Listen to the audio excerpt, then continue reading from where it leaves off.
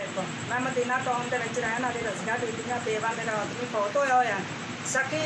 बल्द Ahmad Ali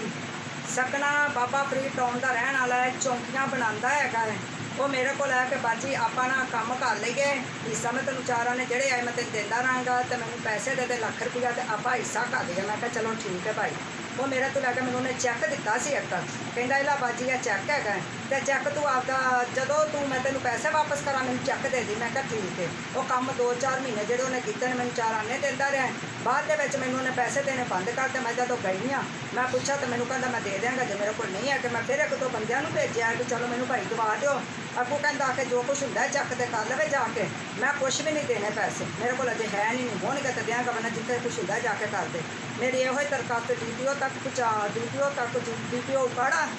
RPO Sahiwal तो वजीरे आला पंजाब